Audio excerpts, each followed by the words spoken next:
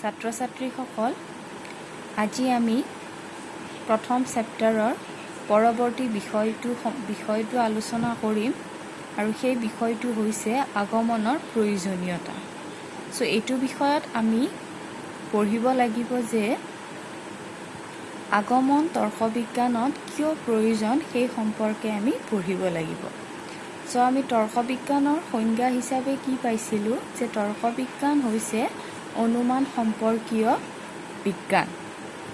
First ইয়াৰত আমি পাই আহিছোঁ যে বিজ্ঞান কেই প্ৰকাৰৰ আছিলে, দুই প্ৰকাৰ।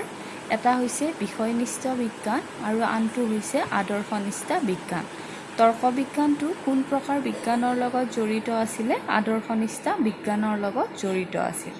সেয়েহে তৰ্কবিজ্ঞানৰ সংজ্ঞা হিচাপে আমি কি পাইছোঁ যে তৰ্কবিজ্ঞান হৈছে অনুমান সম্পৰ্কীয় আদৰ্শনিষ্ঠ বিজ্ঞান।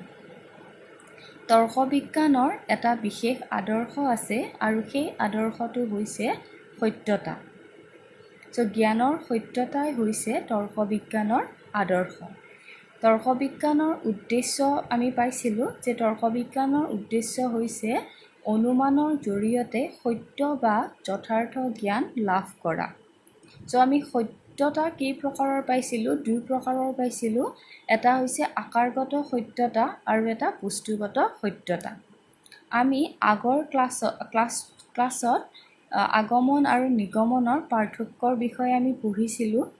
তাত আমি এটা পইণ্ট পাইছিলোঁ যে নিগমন হৈছে আকাৰগত সত্যতাৰ লগত জড়িত আৰু আগমন আছিল আকাৰগত আৰু বস্তুগত উভয় প্ৰকাৰৰ লগত জড়িত। আগমন আৰু নিগমন অনুমানে সত্যতাৰ এই দুটা দিশ সম্পৰ্কে বিচাৰ কৰে। নিগমন অনুমানত আমি কি পাইছিলোঁ যে নিগমন অনুমানত এটা যুক্তিত আকাৰগতভাৱে সত্য হয় নে নহয় তাৰ বিষয়ে আলোচনা কৰা হয়। এটা যুক্তি সম্পূৰ্ণভাৱে সত্য হ'বলৈ হ'লে কেৱল আকাৰগতভাৱে সত্য হ'লেই নহয়, যুক্তিবোৰ বস্তুগতভাৱে সত্য হোৱা প্ৰয়োজন।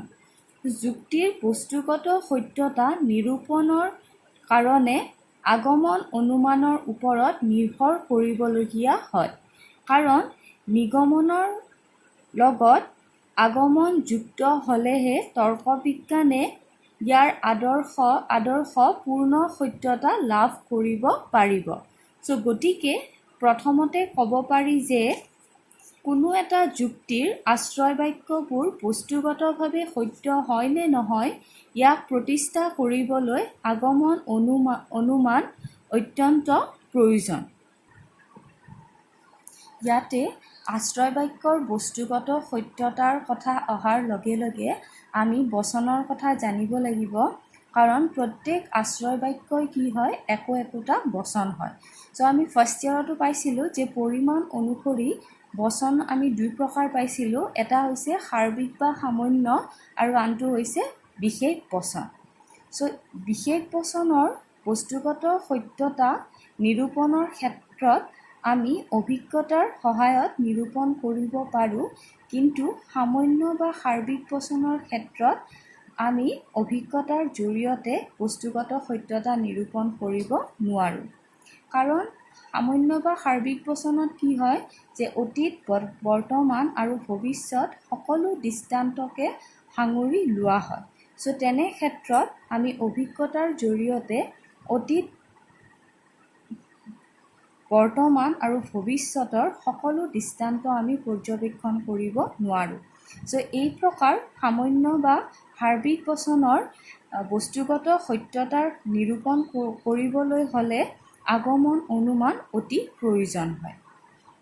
আকৌ আমি সামান্য বচনৰ প্ৰকাৰৰ বিষয়ে জানিব লাগিব যে তাৎপৰ্য অনুসৰি সামান্য বচনক দুটা ভাগত ভাগ কৰা হৈছে। এটা হৈছে বিশ্লেষক বা শাব্দিক আৰু আনটো হৈছে সংশ্লেষক বা যথাৰ্থ। এতিয়া আমি এই দুটা প্ৰকাৰ বচনৰ আমি সংজ্ঞা জানিব লাগিব। প্ৰথমটো হৈছে বিশ্লেষক বা শাব্দিক। ইয়াৰ সংজ্ঞাটো হৈছে যে যি বচনত বিধেয় পদে মাত্ৰ উদ্দেশ্য পদৰ লক্ষণাৰ্থক বিশ্লেষণ কৰে ই উদ্দেশ্য পদ সম্পৰ্কে নতুন জ্ঞানৰ সন্ধান নিদিয়ে তাকে কি বুলি কোৱা হয় বিশ্লেষক বা শাব্দিক বচন বুলি কোৱা হয় ইয়াৰ উদাহৰণ হৈছে সকলো মানুহ হয় বুদ্ধিবৃত্তি সম্পন্ন জীৱ এই বচনটোত বিধেয় পদে মাত্ৰ উদ্দেশ্য পদৰ লক্ষণাৰ্থ ব্যক্ত কৰিছে তাৰমানে বিশ্লেষক বা শাব্দিক বচনটো কিহৰ লগত জড়িত হয় লক্ষণাৰ্থৰ লগত জড়িত হয় তাৰমানে উদ্দেশ্য পদৰ লক্ষণাৰ্থ ব্যক্ত কৰে আমি লক্ষণাৰ্থ আৰু বেচাৰ্থৰ বিষয়ে ফাৰ্ষ্ট ইয়াৰত পাইছিলোঁ এইটো মনত ৰাখিবা যে বিশ্লেষক বা শাব্দিক বচন কিহৰ লগত জড়িত বচন লক্ষণাৰ্থৰ লগত জড়িত বচন আন প্ৰকাৰ আমি কি পাইছোঁ সংশ্লেষক বা যথাৰ্থ ইয়াৰ সংজ্ঞা হৈছে যে যি বচনত বিধেয় পদে উদ্দেশ্য পদৰ লক্ষণাৰ্থক বিশ্লেষণ নকৰে উদ্দেশ্য পদ সম্পৰ্কে নতুন জ্ঞানৰ সন্ধান দিয়ে তাকে কি বুলি কোৱা হয় সংশ্লেষক বা যথাৰ্থ বচন বুলি কোৱা হয় ইয়াৰ উদাহৰণটো আছে যে সকলো মানুহ হয় মৰণশীল এই বচনত কি কৰা হৈছে বিধেয় পদে উদ্দেশ্য পদৰ লক্ষণাৰ্থ ব্যক্ত কৰা নাই ইয়াতে লক্ষণাৰ্থৰ বিষয়ে কোৱা নাই ইয়াতে উদ্দেশ্য পদ সম্পৰ্কে নতুন জ্ঞানৰ সন্ধান দিছে তাৰমানে সংশ্লেষক বা যথাৰ্থ বচনটো কিহৰ লগত জড়িত নতুন এটা জ্ঞানৰ লগতহে জড়িত বচন ইয়াত লক্ষণাৰ্থৰ বিষয়ে আলোচনা নকৰে কিন্তু বিশ্লেষক বচনত কি আছিলে তাত লক্ষণাৰ্থ সম্পৰ্কেহে বিশ্লেষণ কৰে এইখিনি মনত ৰাখিবা উদ্দেশ্য পদৰ ইয়াতে উদ্দেশ্য আৰু বিধেয়টো থাকিব উদ্দেশ্য পদৰ লক্ষণাৰ্থৰ সঠিক বিশ্লেষণৰ দ্বাৰাই বিশ্লেষক সামান্য বচনবিলাকৰ সত্যতা নিৰূপণ কৰিব পাৰি বিশ্লেষক সামান্য বচনৰ সত্যতা প্ৰমাণ কৰিবলৈ বাস্তৱ অভিজ্ঞতা বা পৰ্যবেক্ষণৰ কোনো প্ৰয়োজন নহয় কিন্তু সংশ্লেষক সামান্য বচনৰ সত্যতা এইদৰে নিৰূপণ কৰিব নোৱাৰি সেইকাৰণে ইয়াতে কি প্ৰশ্ন হয় যে যিহেতু নোৱাৰি সেইবাবে সংশ্লেষক বা যথাৰ্থ সামান্য বচনবিলাকৰ সত্যতা কিদৰে নিৰূপণ কৰিব পাৰি সেইটো কাৰণত আমি কেইটামান আমি ইয়াতে উত্তৰ আমি পাম যেনে সামান্য সংশ্লেষক বা যথাৰ্থ বচনটো যদি স্বতঃসিদ্ধ নিয়ম হয় তেনেহ'লে এইবিলাক সত্যতা প্ৰমাণ কৰাৰ কোনো প্ৰয়োজন নাথাকে আমি স্বতঃসিদ্ধ নিয়মৰ বিষয়ে আগতে পাইছিলোঁ যে স্বতঃসিদ্ধ নিয়মটো কি আছিলে যে যোনবিলাক বচন নিজে প্ৰমাণিত যাক প্ৰমাণ কৰাৰ কোনো প্ৰয়োজন নাথাকে সেইবিলাকক কি বুলি কোৱা হয় স্বতঃসিদ্ধ নিয়ম বুলি কোৱা হয় যদি এটা সংশ্লেষক বচন এই স্বতঃসিদ্ধ নিয়মৰ ওপৰত প্ৰতিষ্ঠিত হয় তেনেহ'লে তাৰ সত্যতা প্ৰমাণ কৰাৰ কোনো প্ৰয়োজন নাথাকে অন্য এক প্ৰকাৰ সামান্য সংশ্লেষক বচন আছে যিবোৰক ব্যাপকতৰ সামান্য বচনৰ পৰা নিগমন প্ৰক্ৰিয়াৰে পাব পাৰি যেনে উদাহৰণ আছে যে আশ্ৰয় বাক্য ইয়াতে কি হ'ব লাগিব বেছি ব্যাপক হ'ব লাগিব তাৰ পৰা আমি কম ব্যাপক সামান্য সিদ্ধান্ত এটাত উপনীত হ'ব পাৰোঁ যেনে উদাহৰণ আছে সকলো প্ৰাণী হয় মৰণশীল সেইটো হৈছে আশ্ৰয় বাক্য তাৰ নেক্সট আশ্ৰয় বাক্যটো হৈছে সকলো মানুহ হয় প্ৰাণী তাৰ পৰা আমি কি সিদ্ধান্ত ল'ব পাৰোঁ সকলো মানুহ হয় মৰণশীল ইয়াৰে আশ্ৰয় বাক্যটো কি হয় ইয়াতে আশ্ৰয় বাক্য আৰু সিদ্ধান্ত সামান্য বচন হয় সামান্য সংশ্লেষক বচন ইয়াতে আশ্ৰয় বাক্যটো বেছি ব্যাপক হয় আৰু তাৰ পৰা আমি কম ব্যাপক সামান্য সংশ্লেষক বচন এটা আমি প্ৰতিষ্ঠা কৰিব পাৰোঁ এইখিনিত এতিয়া এটা প্ৰশ্ন আহে যে যিবোৰ সামান্য সংশ্লেষক বচন স্বতঃসিদ্ধ নিয়ম নহয় আৰু যিবোৰ সামান্য সংশ্লেষক বচনক আন কোনো ব্যাপকতৰ সামান্য বচনৰ অন্তৰ্ভুক্ত কৰিব নোৱাৰি তেনে ক্ষেত্ৰত আমি তেনে সামান্য সংশ্লেষক বচনবোৰৰ আমি বস্তুগত সত্যতা কিদৰে নিৰূপণ কৰিব পাৰিম ইয়াৰে উত্তৰত আমি পাওঁ যে এনে সামান্য সংশ্লেষক বচনবোৰৰ বস্তুগত সত্যতা প্ৰতিষ্ঠা কৰাৰ বাবে আগমন অনুমান প্ৰয়োজন এইটো হৈছে মেইন কথা যে আগমন অনুমান কিয় প্ৰয়োজন যে বচনবোৰৰ বস্তুগত সত্যতা নিৰূপণ কৰাৰ ক্ষেত্ৰত আগমন অনুমান অনুমান অতিকৈ প্ৰয়োজন। চ' আগমন অনুমানত অভিজ্ঞতাৰ সহায়ত কিছুমান বিশেষ দৃষ্টান্ত সংগ্ৰহ কৰি সেই দৃষ্টান্তবোৰৰ ভিত্তিত এনে সামান্য সংশ্লেষক বচন প্ৰতিষ্ঠা কৰা হয়। চ' এনে বচনক নিগমন অনুমানৰ আশ্ৰয় বাক্য হিচাপে গ্ৰহণ কৰা হয়। চ' আমি আগমনত কি পাইছিলোঁ যে আগমনত পৰ্যবেক্ষণৰ সহায়ত বিশেষ দৃষ্টান্ত সংগ্ৰহ কৰি তাৰ পৰা আমি এটা সামান্য সিদ্ধান্তত উপনীত হওঁ। চ' সেই সামান্য সিদ্ধান্তটো নিগমন অনুমানৰ আশ্ৰয় বাক্য হিচাপে গ্ৰহণ কৰা হয়। চ' সেইকাৰণে আমি কি বুলি ক'ব পাৰোঁ যে নিগমন অনুমানৰ আশ্ৰয় বাক্যটো আগমনে যোগান ধৰে। চ' গতিকে আগমন অনুমানৰ দ্বাৰাই নিগমন অনুমানৰ আশ্ৰয় বাক্যবোৰৰ বস্তুগত সত্যতা প্ৰমাণ কৰিব বিচৰা হয়। চ' এইদৰে নিগমন আৰু আগমনৰ সংযুক্ত প্ৰক্ৰিয়াৰ দ্বাৰাই অনুমানৰ পূৰ্ণ সত্যতাত উপনীত হ'ব পাৰি। কাৰণ পূৰ্ণ সত্যতা হ'ব লাগিলে আকাৰগত আৰু বস্তুগত দুয়োটাই সত্যতাই থাকিব লাগিব। আৰু সেই দুয়োটা সত্যতা প্ৰতিষ্ঠা কৰাৰ ক্ষেত্ৰত আগমন আৰু নিগমন অনুমান দুই প্ৰকাৰে প্ৰয়োজন। চ' গতিকে তৰ্কবিজ্ঞানত আগমন অনুমানৰ প্ৰয়োজনীয়তা অতি গুৰুত্বপূৰ্ণ, যিহেতু আমি কি পাইছিলোঁ যে আগমনটো বস্তুগত সত্যতাৰ লগত জড়িত আৰু যোনটো বস্তুগতভাৱে সত্য সেইটো আমি কি পাইছিলোঁ আকাৰগতভাৱেও সত্য। চ' তৰ্কবিজ্ঞানত আমি কি ক'ব পাৰোঁ যে আগমনৰ প্ৰয়োজনীয়তা অতি গুৰুত্বপূৰ্ণ। গতিকে আমি ক'ব পাৰোঁ যে বচনৰ বস্তুগত সত্যতা নিৰূপণৰ ক্ষেত্ৰত আগমন অনুমান অতি প্ৰয়োজন। চ' এইখিনি আছিলে আগমনৰ প্ৰয়োজনীয়তাৰ বিষয়ে। নেক্সট আমাৰ টপিকটো হৈছে আগমনৰ সমস্যা। এইটো টপিক ডিছকাছ কৰাৰ আগত মই তোমালোকক আগৰ বুজোৱাখিনিৰ পৰাই কি কুৱেশ্যন আহিব পাৰে সেইটো কৈছোঁ।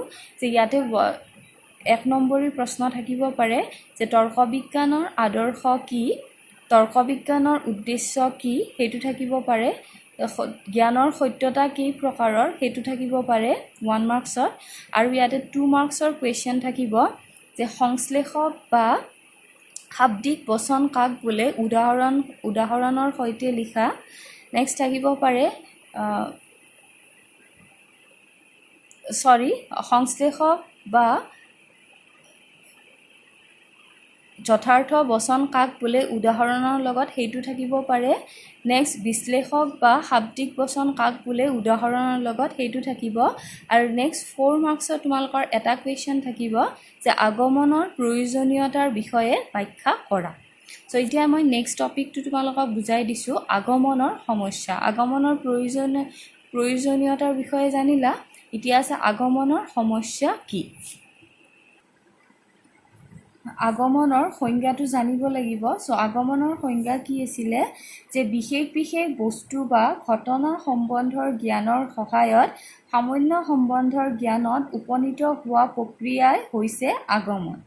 চ' আগমনৰ মূল উদ্দেশ্য হৈছে সিদ্ধান্ত হিচাপে এটা সামান্য সংশ্লেষক বা যথাৰ্থ বচন প্ৰতিষ্ঠা কৰা। চ' আগমনে প্ৰতিষ্ঠা কৰা সিদ্ধান্ত অভিজ্ঞতা সাপেক্ষ সিদ্ধান্ত।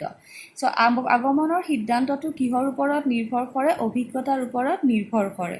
কাৰণ অভিজ্ঞতাৰ জৰিয়তে আমি বিশেষ দৃষ্টান্তবোৰ সংগ্ৰহ কৰি তাৰ পৰা আমি এটা সামান্য সিদ্ধান্তত উপনীত হওঁ।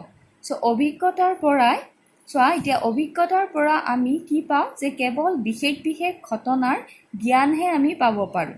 চ' অভিজ্ঞতাৰ জৰিয়তে আমি বিশেষ জ্ঞানহে পাব পাৰোঁ, আমি সামান্য জ্ঞান পাব নোৱাৰোঁ।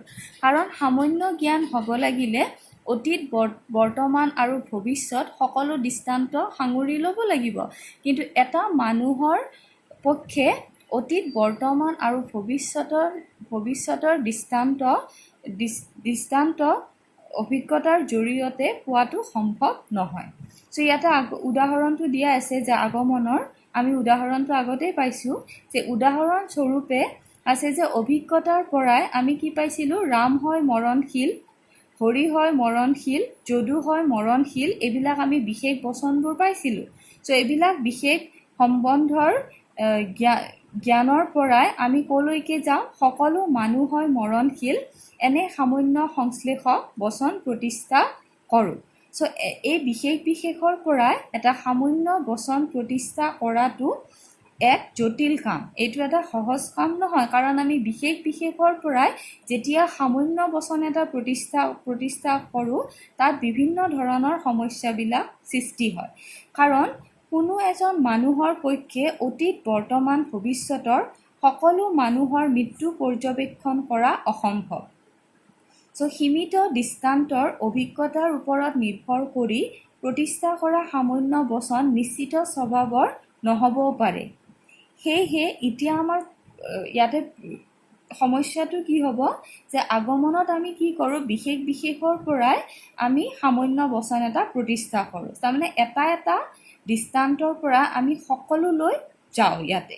চ' সেয়েহে কি প্ৰক্ৰিয়া, নীতি বা নিয়ম অৱলম্বন কৰি প্ৰত্যক্ষলব্ধ কেইটামান দৃষ্টান্তত পোৱা গুণ আৰু স্বভাৱ সেই জাতীয় জ্ঞাত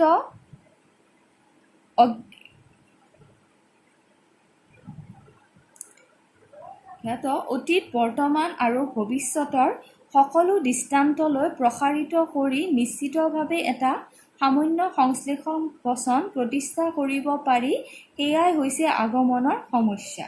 চ' এতিয়া আগমনৰ সমস্যাটো কি, যে আমি বিশেষৰ পৰাই যে সামান্য বচন প্ৰতিষ্ঠা কৰোঁ, তেনে ক্ষেত্ৰত আমি কি প্ৰক্ৰিয়া আৰু নীতি নিয়ম অৱলম্বন কৰি সেই বিশেষৰ পৰাই সকলোলৈ যাওঁ, সেইটোৱে হৈছে আগমনৰ সমস্যা। চ' সামান্য সংশ্লেষক বচনৰ বস্তুগত সত্যতাত উপনীত হ'বলৈ সহায় লোৱা বস্তুগতভাৱে সত্য বিশেষ আধাৰ বচনবোৰ অভিজ্ঞতাৰ জৰিয়তে সংগ্ৰহ কৰা হয় বাবে উপৰোক্ত সমস্যাটিৰ সৃষ্টি হয়। চ' আগমনৰ এই সমস্যাটো দৰাচলতে মৌলিক সমস্যা। চ' আগমনৰ সমস্যা বুলি কোৱাৰ লগে লগে আমাৰ সেইটোৱে সমস্যা। চ' এই সমস্যাটো সমাধানৰ বাবে সৰ্বজন গৃহীত সুসংহত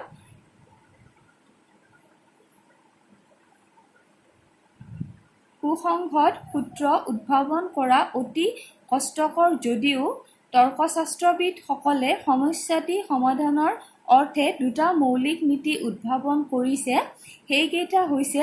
সেই মৌলিক নীতিকেইটা হৈছে প্ৰকৃতিৰ একৰূপতা বিধি। প্ৰথমটো হৈছে প্ৰকৃতিৰ একৰূপতা বিধি আৰু দ্বিতীয়টো হৈছে কাৰ্যকৰণ বিধি। চ' উক্ত নীতি দুটাৰ জৰিয়তে বিশেষ ঘটনাসমূহৰ মাজত থকা সাধাৰণ আৰু মৌলিক উপাদান আৱিষ্কাৰ কৰি প্ৰমাণ কৰিব পাৰিলে আগমনৰ সমস্যা সমাধান কৰা সম্ভৱ হ'ব।